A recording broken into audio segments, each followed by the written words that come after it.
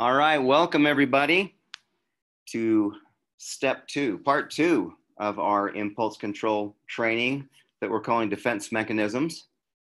Hopefully the first session was very helpful for each of you, and now we're going to dive into the how versus kind of what it is from last week, or 2 weeks ago, sorry.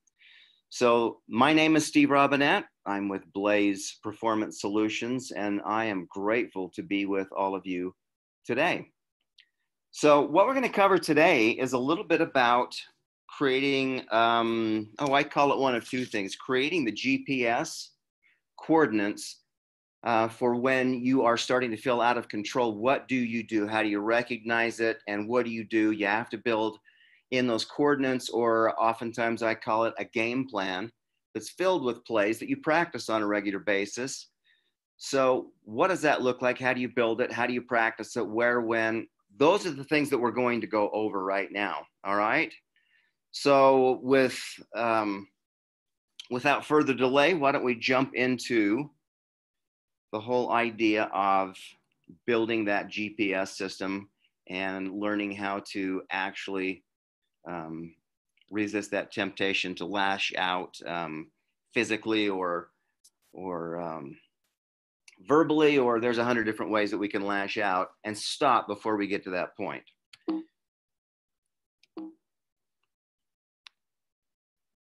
All right, so just what to expect for today. We're going to review the key learning concept, which is the same as it was in the last training, but just to refresh your memory. Then there's two key components that we're going to discuss, and I've got a fun story for you. I've got a fun video as usual, and hopefully we can get some good feedback from all of you as well, and comments. So number one is, what is a positive defense mechanism and how do you select it in the heat of the moment? Number two is, what are the steps to control the negative impulses before they lash out? So it's selecting the positives and learning how to control the negatives. And then at the end, we'll have a little bit of, I just call it application and discussion as I've used to question and answer. So we'll talk about some of the different application potentials. If you've got any thoughts, we can have a little discussion, or as always, I will put my information, my personal cell number, as well as my email address.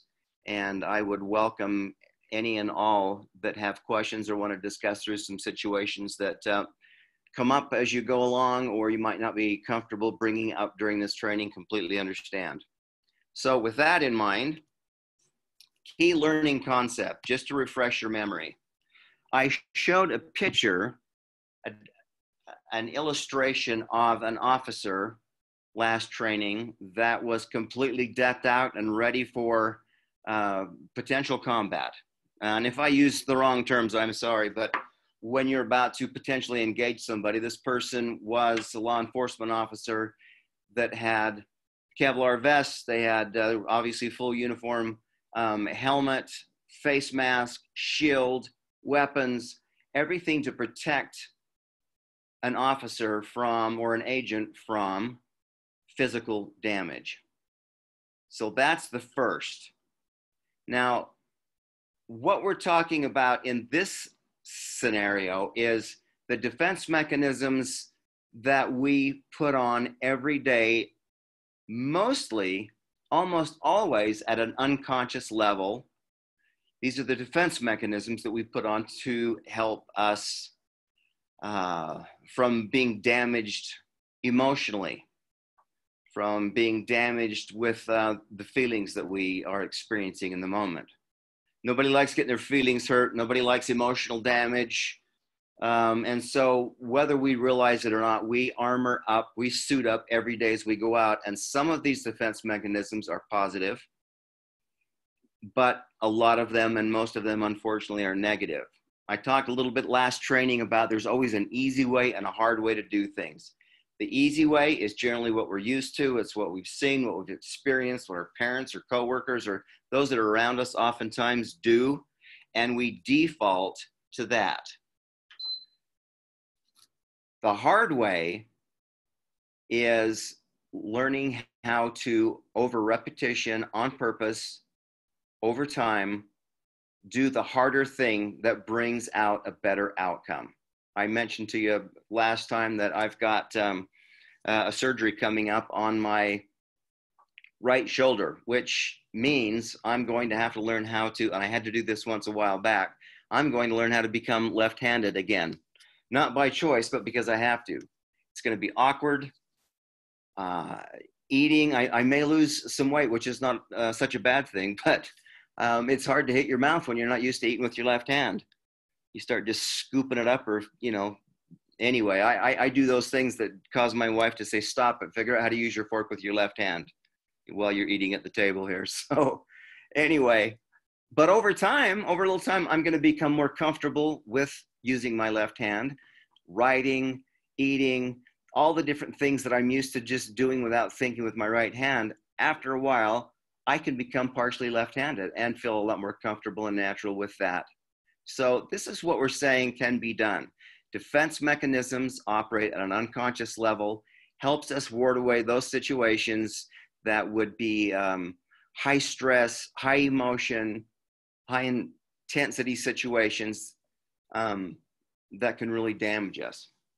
So that's number one in terms of a key concept. Number two is the emotions are best managed by maintaining or keeping control of our response and selecting the positive. No kidding, right? Easier said than done. All of this is easier said than done.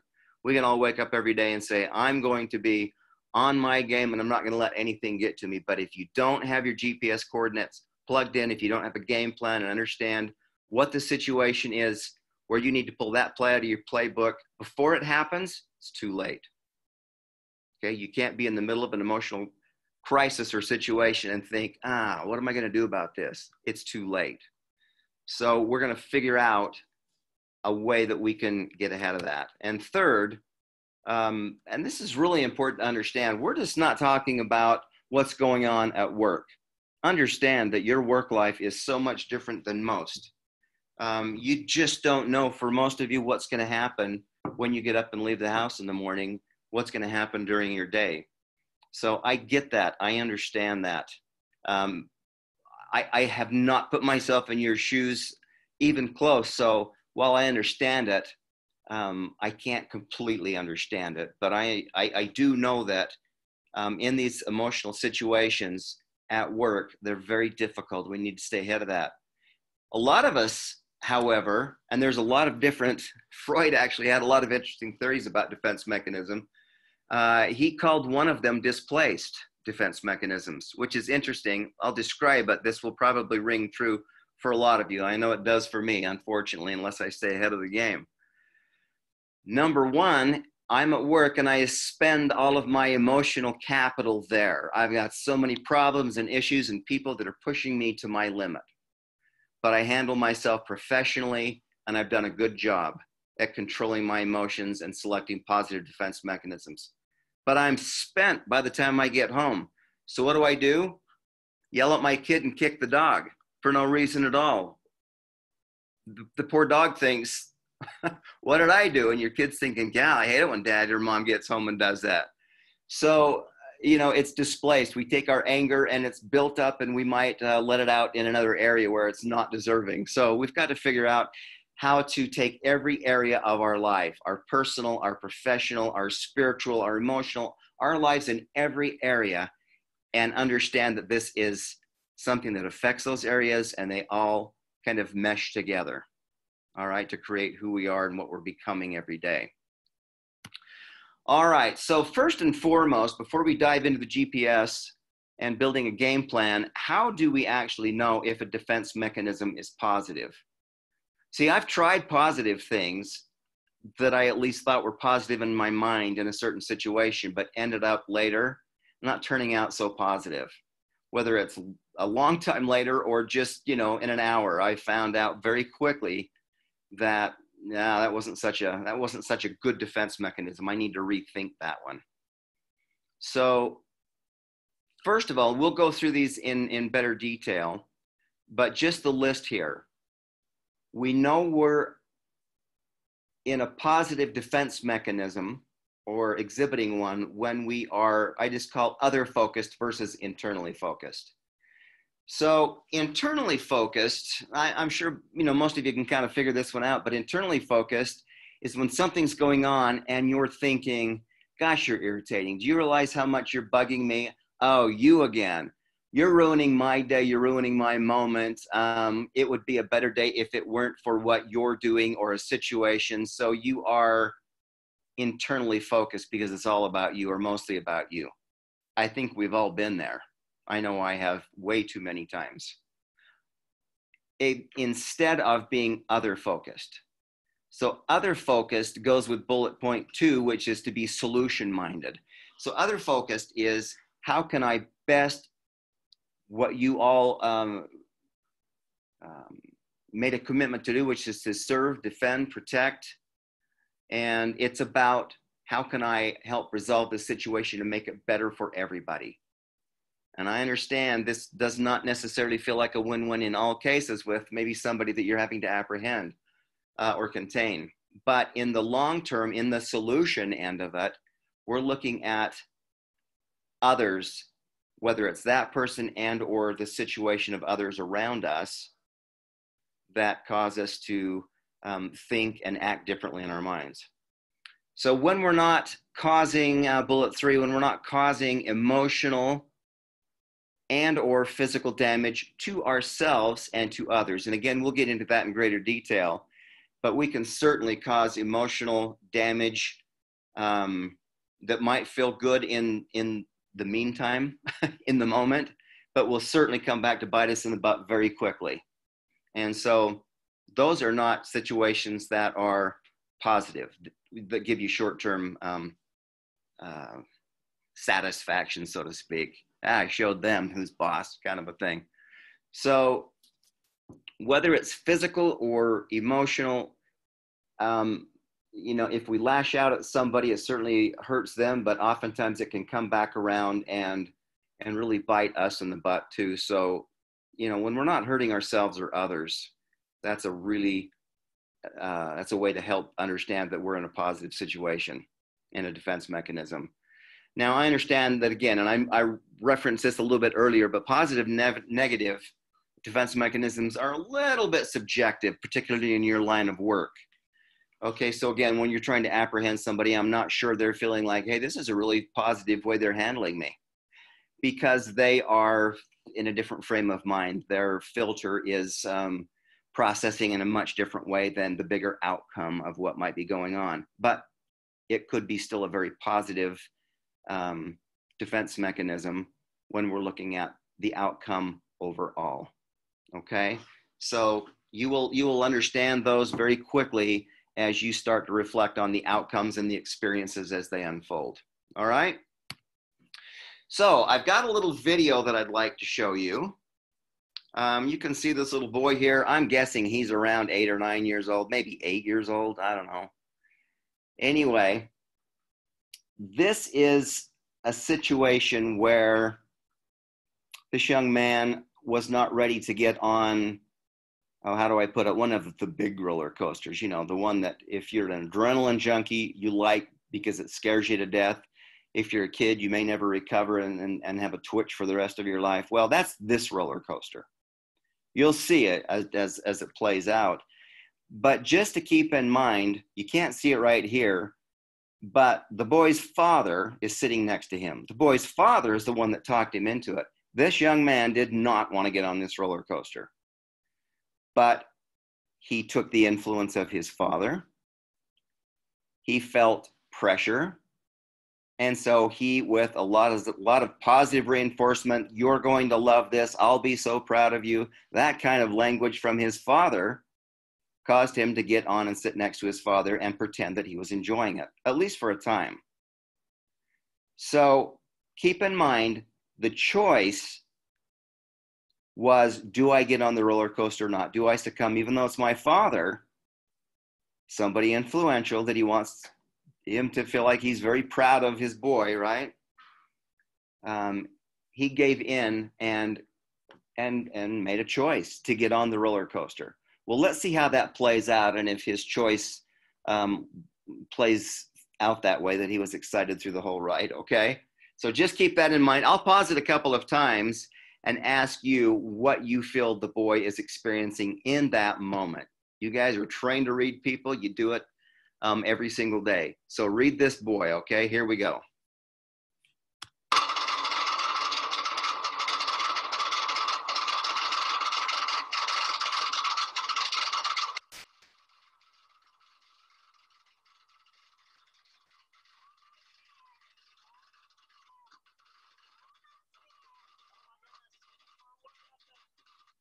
Okay, I want to stop right there and just mention something.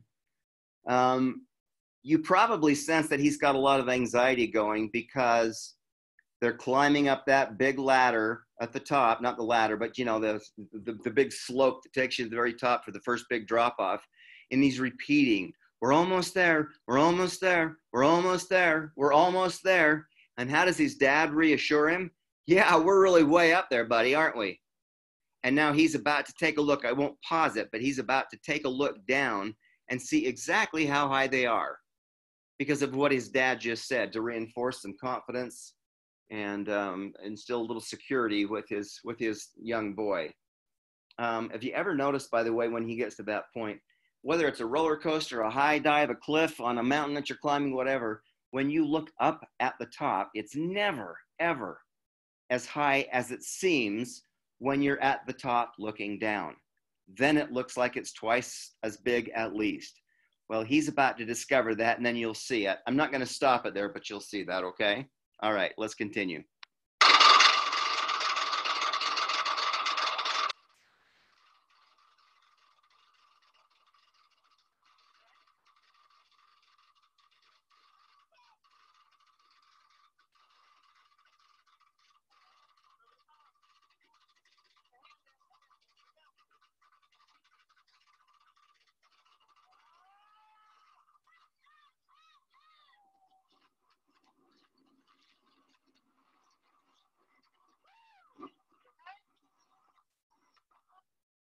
All right, let's just take a pause there.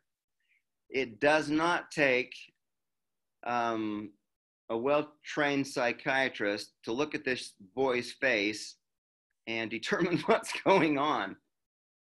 Now that's his father. That's the one little visual of his father that you'll see next to him, who's continually telling him, isn't this great? Isn't this fun? Aren't you having a good time? The kid looks like he's probably losing bodily functions at the moment, or about to. And his dad looks completely calm and content. He's having a grand old time letting his boy experience this. But if I were to ask you, take just a moment and write a few of those things down in the chat room. What's he experiencing? Oh, they're coming quick. Okay. Emotional trauma. Yeah, no kidding. He's going to have PTSD. Anxiety, fear. Wished I would have never listened to my dad. Why am I here? How do I get off? Yeah, no, you've got more coming. You're right. Those are all the things I'm guessing he's experiencing in that very moment.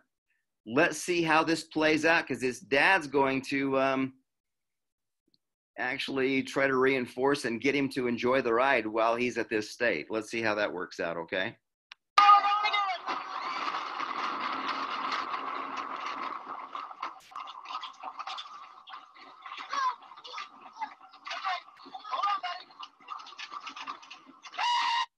Okay, I just had to mention one more thing. As his dad's woohooing and they're getting ready to go back up and hit a loop-de-loop, think for a moment if this boy may have thought, because somebody mentioned that, similar to that, I wish I could get off the roller coaster. See, this is the whole idea behind what we're talking about, what I'm trying to get across. The choice to get off the roller coaster was made up front. Do I get on or do I not? What decision do I make, even though I'm being influenced by somebody that I want to make proud of me? You can't, at the moment of losing bodily function, raise your hand, say to the operator, this is a lot worse than I thought. Could you please stop this? And could I have a crane reach over and gently pluck me and send me to safety? No, once you're in for the ride. And, you know, this goes with um, when we lose control of our emotions physically or emotionally, or others that have lost control towards us, or they've done things that they wish they wouldn't have done. Where is the choice? And you've got to have defense mechanisms and a playbook built into place up front. Okay, sorry, I will stop until the video is done now.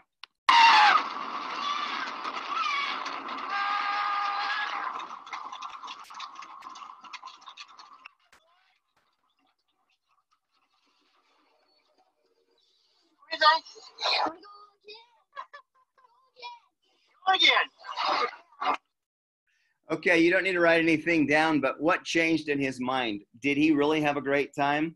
Well, you know, sometimes things can alter. Sometimes you can give in and say, this was actually a good time. Maybe somebody selling drugs out on the street that you're trying to find and apprehend thinks this is a terrible idea. He's been warned against it. His parents have begged him not to do it, or her, and yet they get out and do it anyway. They're scared to death, but all of a sudden they get a payday. Now all of a sudden it's like, hey, that was cool, right? Well, yeah. Hey, you're the man. You're what it is, right? So let's do this again. What do you think? Yeah, let's do it again. I want some more money, right? But it's eventually in real life, not like a theme park. Eventually it's going to catch up when we're making these crazy choices. So it's all in the choice up front. And if you're not prepared, I can't say this enough, it's too late when you're in the middle of the emotion. This turned out fine. We don't get many crashes in a theme park. Unfortunately, there are a few, but in real life, the crashes happen frequent and regular, unfortunately. So let's go ahead and move forward. Hope that made sense, was a little bit fun for you. Let's go ahead and move forward and start talking about the steps to control our defense mechanisms. And these are the steps when we're starting to feel out of control.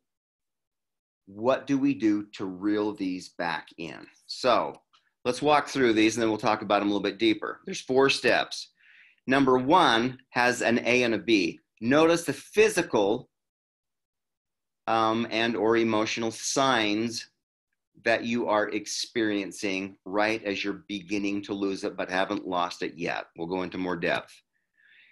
Then B is actually taking that and shifting quickly to an outward behavior that you've pre-selected to start bringing that pressure down. I have a fun little story that I'll tell you that hopefully you'll never forget. I've told this story thousands of times, and it seems to have rung true to lots and lots of people. So number 2, we want to start learning how to identify those situations where we can practice steps 1A and 1B. All right, things seem to have a bit of a pattern in life, and we run across similar people in certain areas, in certain situations. We know when we're feeling a certain way. We'll get into more depth on that, but we need to start identifying, okay, I need to brace myself a little bit because I'm going into this situation around that person, whatever that might be. So I need to start practicing. And what will I do and how can I handle that so that I'm prepared before I lose it? Number 3, we've got to figure out how to not let other people control how we respond. When they control how we respond, we react. Remember, we talked about the difference between reaction and response in the last training. And just as a refresher, some of us wake up in the morning and we look at the day ahead and we think, oh my gosh, I just got to get through today. I don't know how I'm going to take whatever's going on that day. And so you go into that day in reaction mode. And what happens? You just spend your day with stuff flying at you and you're swinging and swatting at stuff all day long. And how do you feel at the end of the day? You're exhausted, you're worn out, you're frazzled.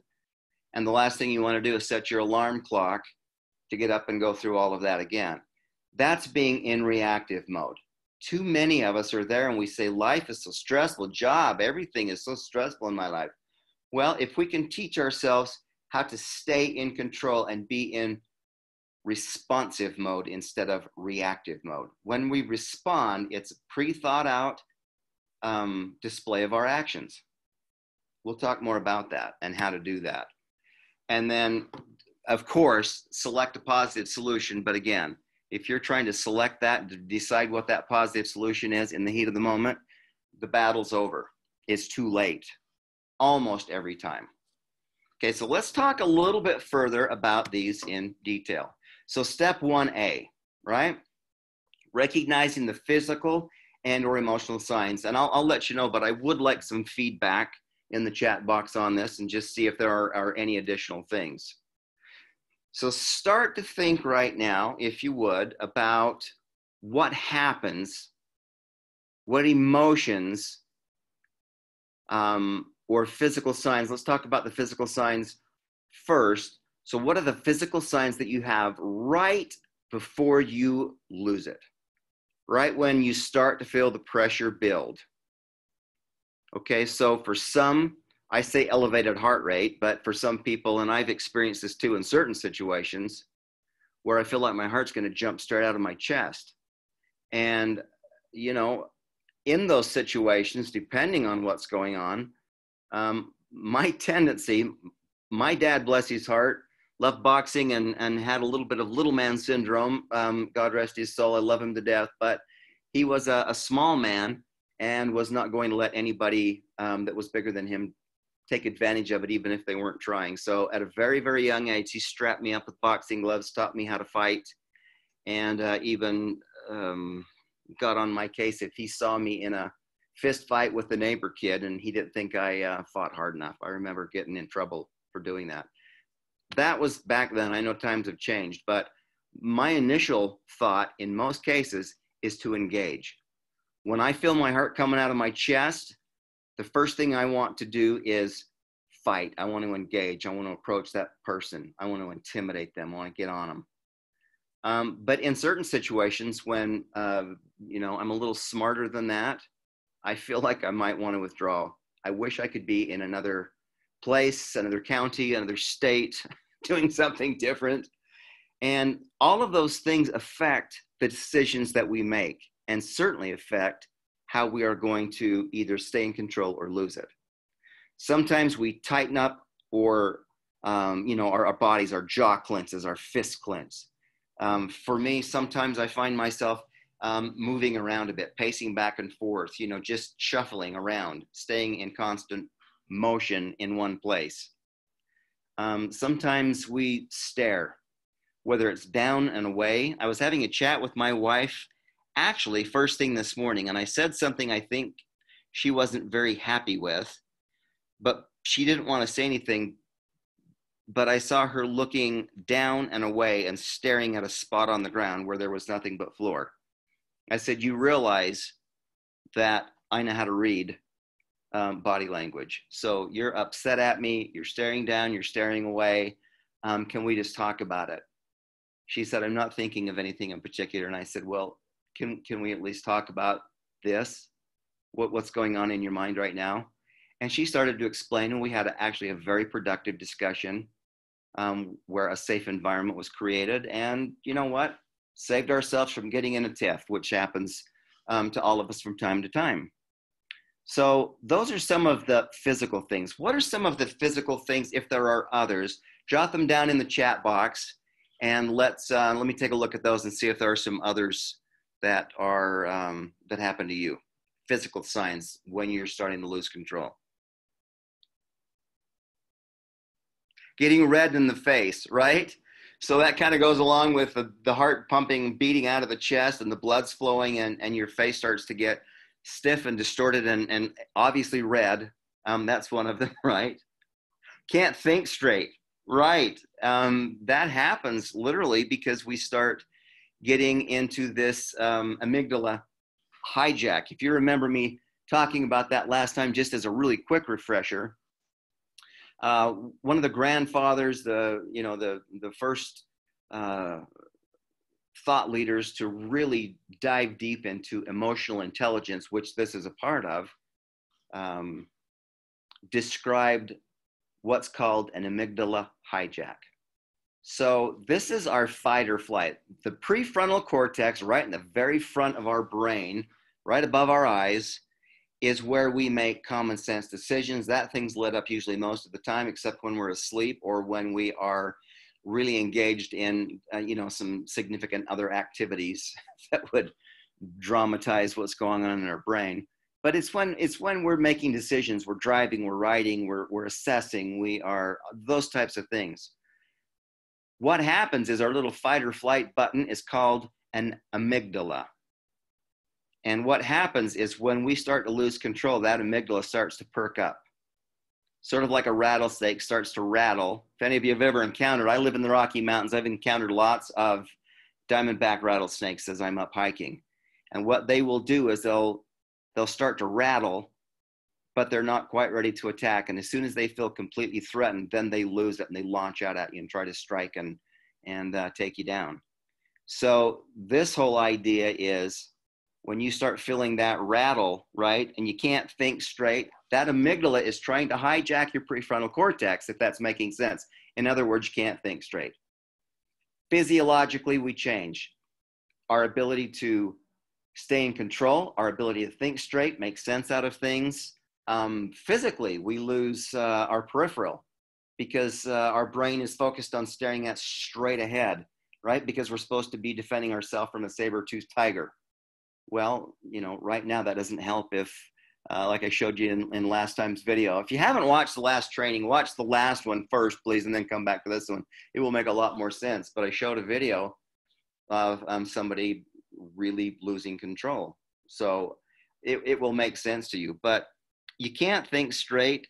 Your peripheral, doesn't happen. Help you in a parking lot when somebody gives you a door ding and you start to lose it. This is when saber-toothed tigers roam the earth. We need to stay focused on them. We actually do lose control, some of us more than others, of bodily functions. I don't think I need to go into great detail, but my guess is that's happened to some of the people that you've taken into custody from time to time when they are just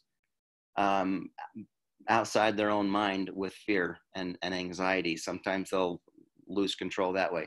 All of these things happen. Our hearing change when this amygdala hijacks our prefrontal cortex.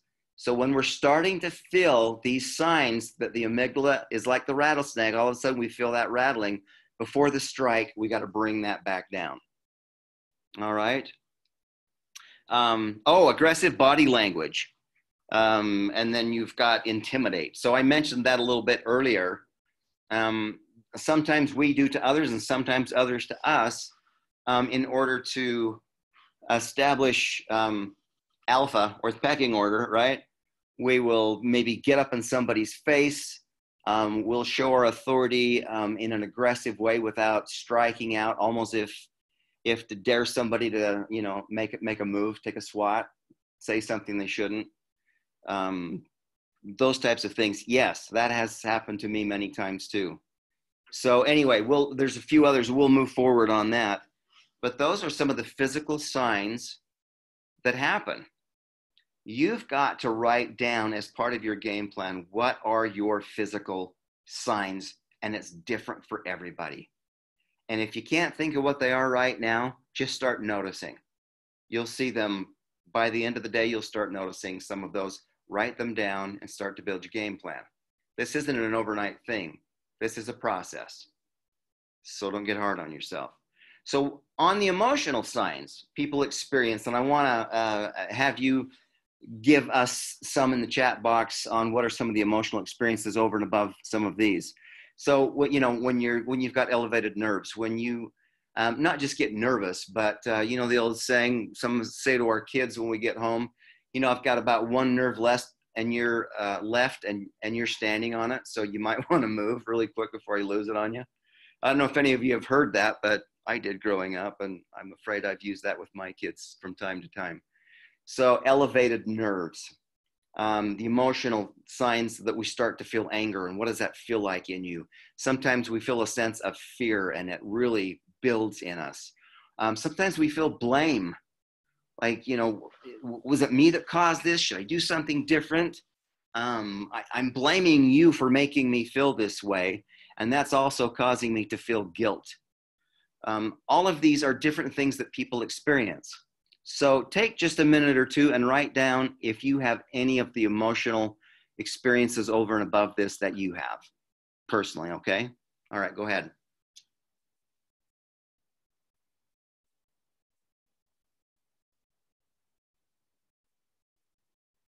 Oh, okay. So it says, let cooler heads prevail.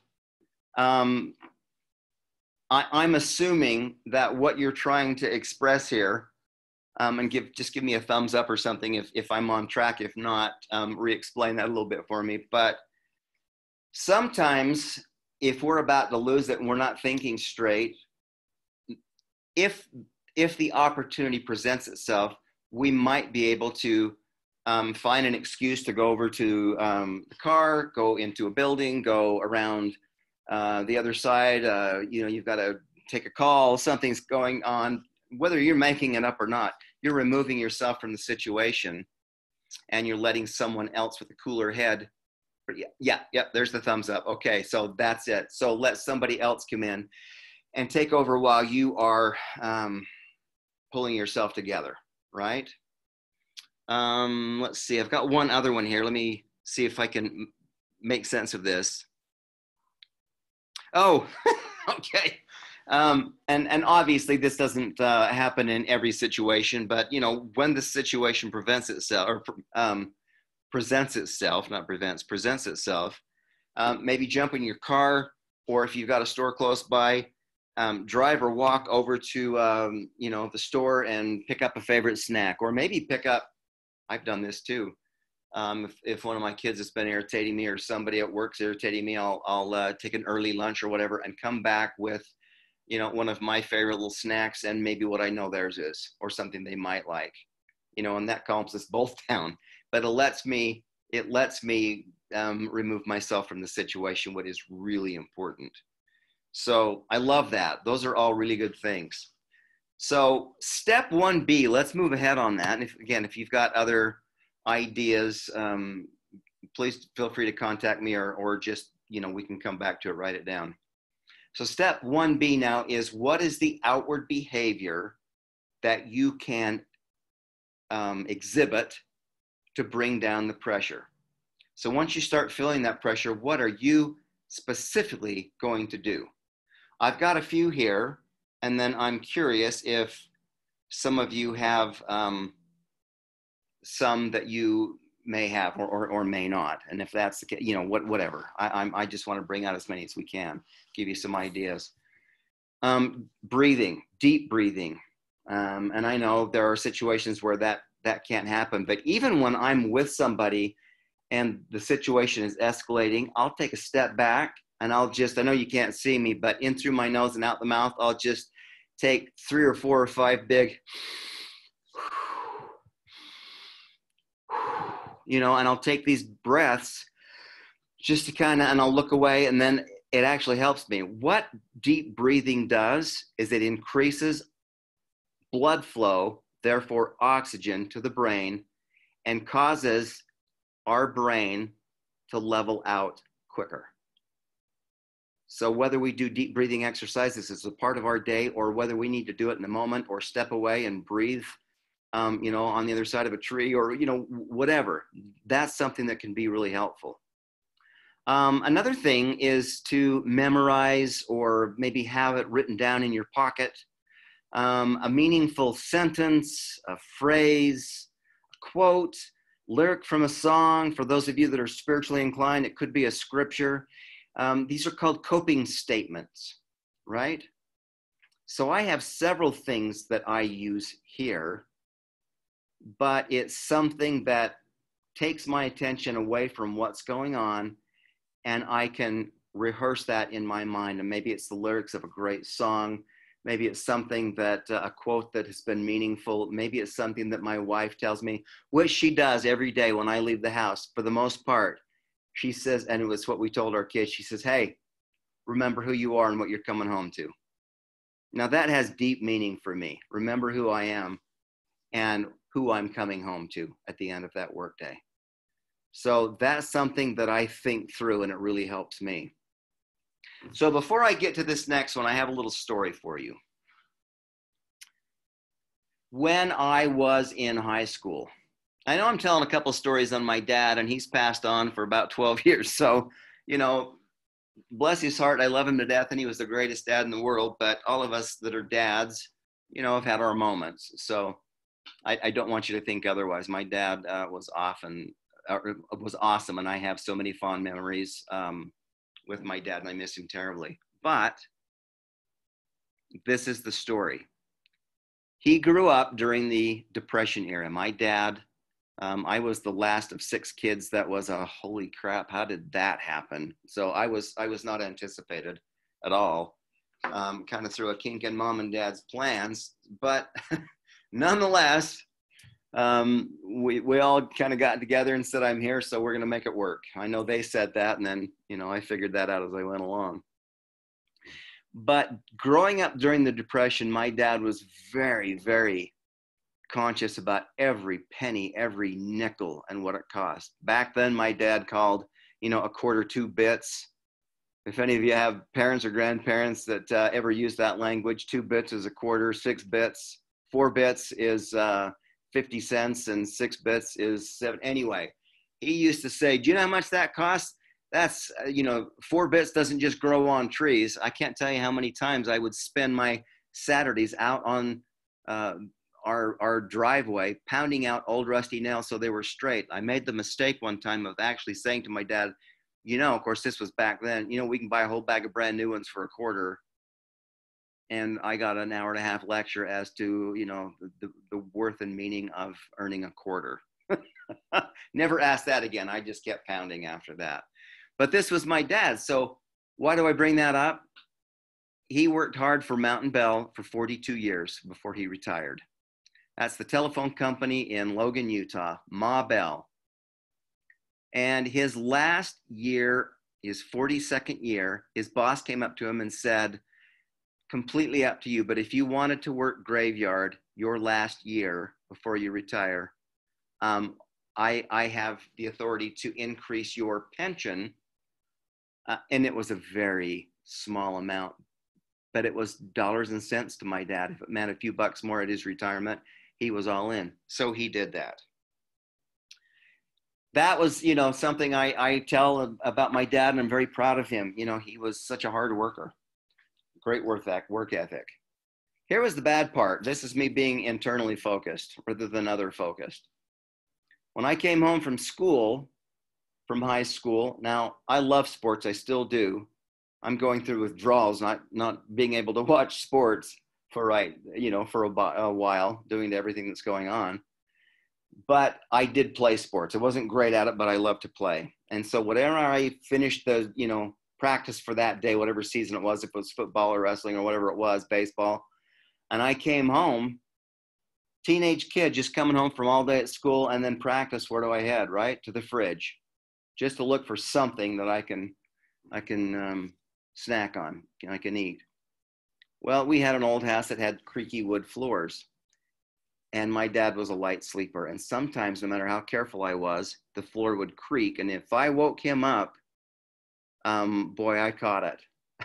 He got mad at me. And I don't blame him, but gosh, you know. So anyway, I just learned to, you know, stay outside and go do other things or be with mom, who was usually outside in the flowers, until he woke up. Well, this one day I came home from practice, saw mom out in the garden. She was working on one of her flower beds, which she always did. And she's passed on too. So, you know, I had the greatest parents in the world, but she was very proud of her beautiful flower beds, working away. And I went up and said, hey, how's it going? She said, good. Listen, I need you to do me a favor. Could you go put the teapot on? I just need some hot water. I said, for what? She said, what does it matter for what? I need you to go do that. So go do that. Well, she was my mom, and I loved her. And she had a certain way of saying that made me feel like I didn't have a choice. So out of respect and a little bit of fear from my mother, I said, wait, is dad up? She said, no, don't wake him up. I said, Mom, can we wait till he's up? No, I need it right now. Oh, brother. Well, I went in our little kitchen, and as quietly and carefully as I could, I grabbed this old, ugly avocado green, what was popular back in that day, teapot. and I very slowly and carefully filled it with water, about 3/4 the way full. And then I very carefully set it on the hot plate, and I didn't move. I stared at that hot plate until it was just at the boiling point. You know, when a teapot gets ready to blow, to whistle, the energy is all built up and it starts to rattle and make a little bit of noise right before it blows, right before it whistles. Well, I was looking for that. And right when I thought it was just about to whistle, you can guess what I did, right? I grabbed that teapot and I took it off the hot plate and put it onto just a cold plate. Now think about this. That saved it from blowing, from whistling and waking up my dad. Of course, then I snuck out really quietly and said, "There's your hot water. I'm out," and I got in my car and I drove off. It's all you now, Mom, before she could stop me. But it stopped it from blowing, from whistling, and the water started to cool down. Now, this is very analogous to how we are personally, individually, as emotional beings, right? When our emotions get high, depending on what's going on, it takes a while for them to cool back down. Just because you remove yourself from the situation or the hot plate and put yourself in a better environment, it doesn't mean you're going to cool down right away. The water takes a little while, and so do we. Sometimes it takes me 10 minutes, sometimes an hour, sometimes a couple of days or a week. However long it takes, I'm going to work on that and bring myself back down. This is what I'm asking of each of you, to recognize when the pressure's building, when you're rattling. How do you take yourself off the hot plate and put yourself on a plate that will start to bring you back down? That's a cool plate, all right? Keep that metaphor in mind. I know that's, as I've taught this over the years, I've had thousands and thousands of people actually, because I've done this for a long time, write me or call me up and say, "That was amazing. I've never forgot that story. I took myself off the hot plate and this is what it looked like." So I love those, and it's very helpful. So number 3 bullet point, when possible, distance yourself from the situation, the people, what's going on, and literally take yourself off that hot plate, okay? The 4th bullet point, give yourself a timeout. It's a little bit similar to getting yourself off the hot plate, whether you're counting, which is giving yourself a little time to just take a breath. For me, when I count backwards from something like 497 by threes. Because by the time I've figured out in my head and I've used all the fingers and toes I've got, by the time I get about 3 numbers backwards, it's taken me so much thought and energy to do that, I forgot what I was mad about in the first place. So counting is a good thing to do. Go into your car, just taking a little quick walk, whatever you can do to give yourself a timeout, right? Or if you're home, how many times have I done the very same thing where I've started getting mad at my kids and I send them to their room for a timeout, and my wife says, "You too, Buster," which means I go in my bedroom and I start counting or drawing or thinking of, who I am and what I represent and what I'm at home with. So I give myself a timeout, which causes, when I go back up into my kid's room, a much more productive situation.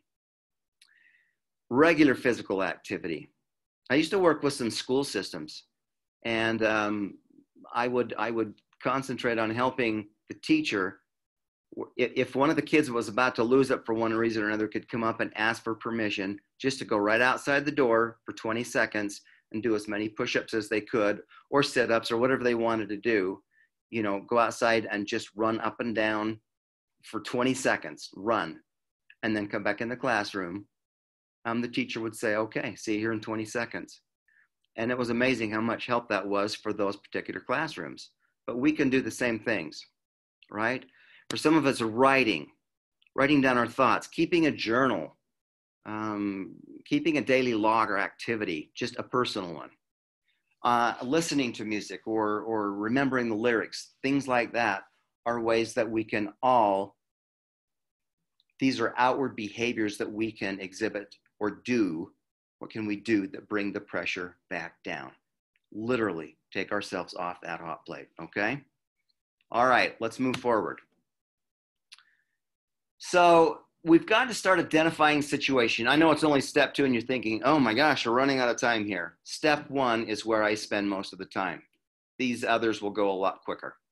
So step 2 is identifying the situation. So we want to figure out where we can start to practice step 1A and 1B. So identify the situation. So for starters, we want to reflect on the situations ahead of time that we've noticed physical or emotional spikes or jolts. I just call them, I had a jolt there in my emotion. So it might be a certain place in town. It might be with a certain person. It might be a certain situation, scenario. It might be a coworker, a boss. It could be anything. But sometimes there's things that trigger us over and over and over, but we never figure out how to adjust it.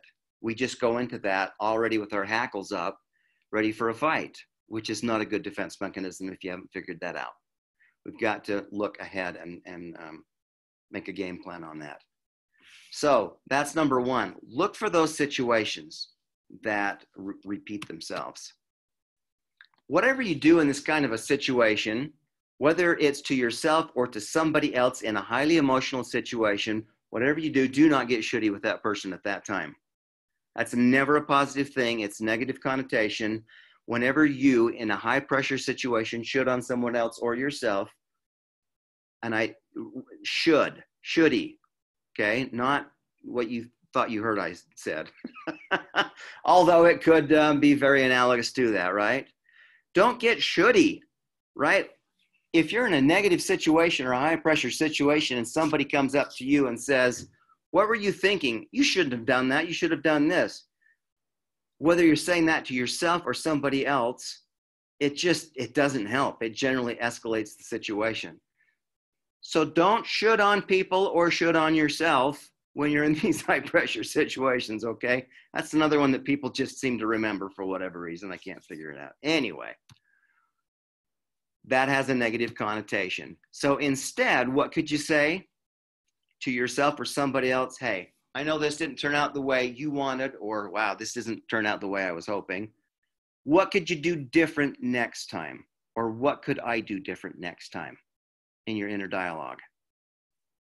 Instead of I should have done that or I shouldn't have done that, what could I do different next time? Because we're always going to make mistakes. I don't care how good you get at this, you're going to make a mistake and step in it sometime into the pile of should.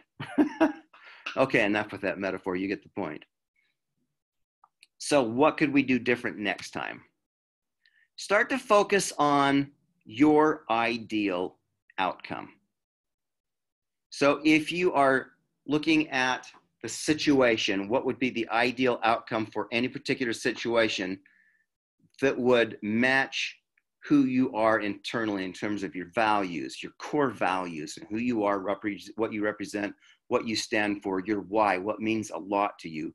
Focus on the outcome that would be helpful for not just you, but obviously for others as well. And then again, just think about what are the situations that you need to practice this in. Start thinking about those, writing them down, prepare yourself. What am I going to do going into this situation or around this person, just in case it spikes or jolts me, so that I can bring myself down and not lose it and have a negative experience. Start looking for those, jot those down, and be ready for them. Again, if you wait till you're in the middle of the situation, your hackles are already up, it's too late if you're saying, wow, I just want to take a swing at you, but I can't. What should I do? You've already got an amygdala hijack and it's too late. So that's why the game plan up front. Now, in step 3, we choose to stay in control. If you look down at the very bottom, I'm going to, the bottom sentence, the bottom bullet point, I'm going to use that first. And actually, pun not intended, but actually pun intended. Some people say it's just, sorry, I'm going backwards on this. I'm jumping down to the bottom first. Change is possible.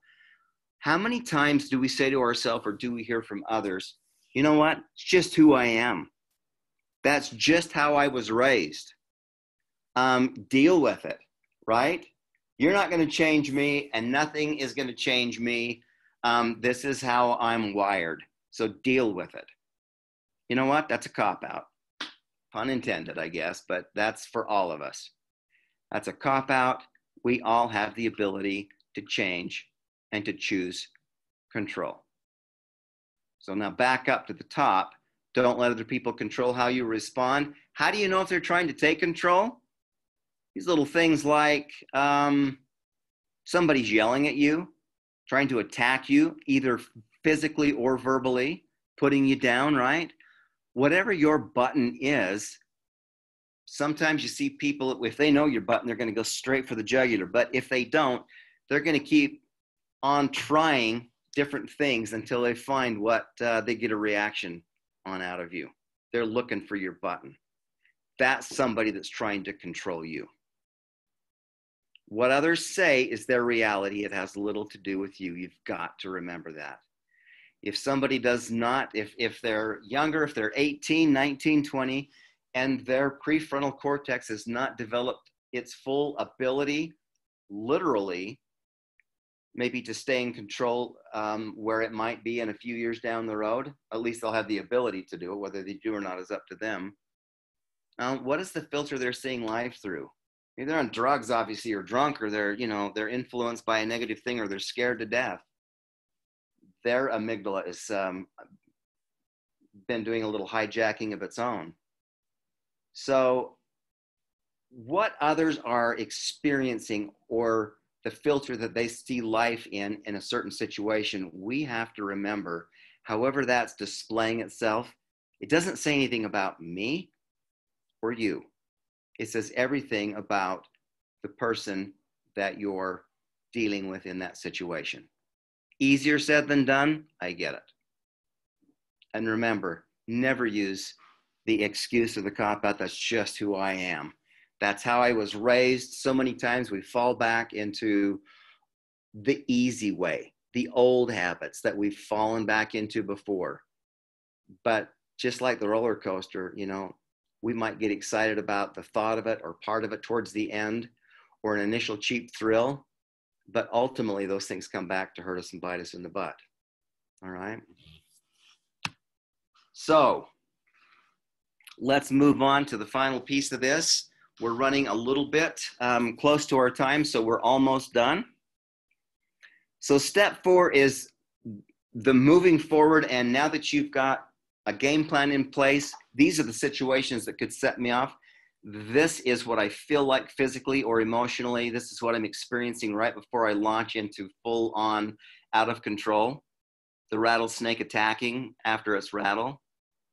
The hot plate or the teapot whistling as opposed to rattling, right? We've got to select a positive solution before those things happen. We got to have them in place. So what are the motivators that keep you in control? These are the big whys that we have. Why would I stay in control? Maybe for some of you, it's as simple as, you know what? I've had a little bit of difficulty with this, and so I need to keep my job. So I need to stay in control just to keep my job. You know what? For now, if it's as simple as that, good on you. That's fine. Whatever helps you do that, and pretty quick you'll build a bigger why, because your circle of influence will expand. So it's not just about keeping your job, it's about who you are and how you hold yourself and what you're becoming. It could be about building relationships, whether it's at work, at home, in the community, at church, could be wherever. You spend times in relationships that are important to you. Motivators could be building those relationships instead of continually tearing them down by losing control. We've got to be true to our why. Now, with that in mind, your why is as different and as varied from somebody else's as there are stars in the sky. I know what my whys are. This is how I think about these. A good friend of mine and I, who have been in the same field for a long, long time, working on emotional intelligence specifically, we have written down 3 key words. These are words that have tremendous meaning. And I don't know if you've heard this phrase before, but each of these words is a very pregnant word or a pregnant statement, meaning obviously there's a lot more on the inside than appears to be on the outside. So there's a lot of deep and internal meaning to that word for me, and it needs to be for you, or it's just a word. But these are words that I want people at the end of a day or at the end of my life to remember me by. You know, you've all heard the analogy, if you were attending your own funeral and somebody were giving your eulogy, what would they say? Oftentimes I'll go through this exercise and have them write that down, and then I have them spend 8 or 10 minutes on what would you like them to say. Now, here's the gap. How do we change what they would say into what you would like them to say? Those 3 words for me, I'll share them with you. They have a lot of deep meaning for me, and it didn't happen overnight. Number 1 is to lift. When I'm around anybody else, I have a goal of wanting to lift that person to a higher place. No matter where they're at, lift them up a little bit higher. And that can mean 1,000 things, and I know it has deep meaning for me. But I look for opportunities to lift somebody else. And if it were the 3 words on my headstone, when my time on this good earth is done, I want people to look at that and go, yep, he did. He was always looking to lift other people. I certainly have a long ways to go, but that has deep meaning for me. Number 2, for me, is inspire. Inspire.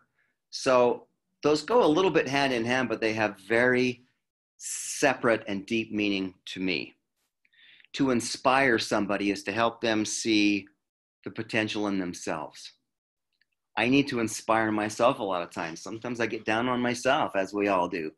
I need to remember what I'm trying to accomplish, and I inspire myself with my own language. And my wife often says, and she's amazing. She just doesn't have troubles with these things. She's the only person I've ever met. Bless her heart. She's just shows me very naturally how it's done. I figure it out through social behavior and social science. She just does it. That's who she is. But it's, how do I inspire others? Am I tearing them down? Am I building them up? Am I lifting them to see their potential? Sometimes when I'm down on myself, that's what my wife says. You're better than that. You're bigger than that. You've got more to accomplish than that. Let's get back on it. What do we need to do? Do you want to talk? Do you want to go for a run? Do you want to, what do we need to do? And then she takes over and helps lift and inspire me. Love her to death. Number 3 for me is to lead. Now, for me, just to explain that, has a lot deeper meaning than just leading someone. Oh, I need to be a leader. Well, if you stop and think about it, all of us are leading somebody somewhere every second of every day. Somebody's watching you, remembering you, experiencing you. Some of these people look up to you, and most of these people, you have no idea that they're watching you and look up to you. But they're going to watch your actions, and you may be leading somebody down a dark alley. You may be leading somebody to higher ground, to a better place, to a better them, to a better community and society, better family, better relationships. Where are you leading people every moment of every day, whether they're looking at you or not? Because in most cases, they're not. But they look up to you, so they will follow in most cases. That's a scary thought. When I have lead, that means that has a much deeper meaning. I want to be leading everybody around me to a higher place, whether they're paying attention to me or not, because I don't know. So that's something I would actually invite each of you to do. Take a deep look and over time, discover those 3 words. So when I'm right in the middle of selecting a positive solution, I think to myself, lift, inspire, lead. What needs to happen right here, and how can I do that? After a given period of time, now over time, that starts to become just who you are. That's okay now to say, well, that's just who I am. It's not because that's who you are because you were made that way. It's who you've become by being over time, by being a certain way, by taking the harder path over time. So what motivates you to do that harder thing? How can you be prepared? Have your game plan put together. Practice, practice, practice. Don't get down on yourself. Don't get shitty with yourself. We're all going to fail. So the final little piece down there is, what does fail mean? If we were to use it as an acronym, maybe some of you have heard this before. Simply your first attempt in learning. If you take a failure point and say, what did I learn from this and what can I do different next time? You are successful and you're going to be a greater success and a greater influence on others. You say, crap, I failed again. I'm just a loser. I can't do this job. I hate this piece. I'm never going to get good at this. What kind of self-talk is that? Yeah, we all get engaged in it from time to time. Remember, when you slip, trip, and fall, don't get shitty with yourself. Say, well, that was another first attempt in learning. What can I learn from this so that it doesn't happen again? What can I do different next time? All right. Well, we're pretty much out of time. Application and discussion.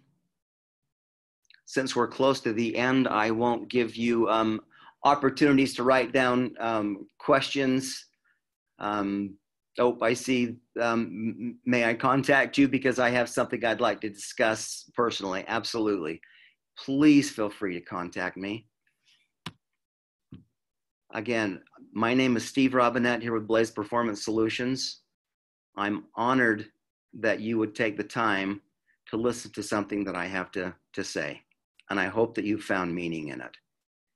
There's my cell number. Text me, email me, call me. If it's at 3 a.m, it better be pretty significant, but do it anyway. Wouldn't be the first one.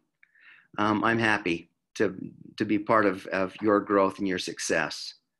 And I want each of you to know that I honor what you do. It's not easy and not everybody can do it, not by a long shot. If it was up to me, you guys would be paid 100 times what you're being paid, because between law enforcement and education, there's just not two more important roles, in my opinion, in the world and in our country and communities. So I honor each of you for what you go through every day to make our place, our world, and our communities safer and better. And the things that you do to put your life on the line for others is just awe-inspiring to me. So I want to thank each of you for your service, for all that you do. Let's stay in touch, and please feel free to pass this along, this recording and the first recording, so that they kind of blend together and make sense. And I look forward to spending more time with you in the future. All the best. Over and out.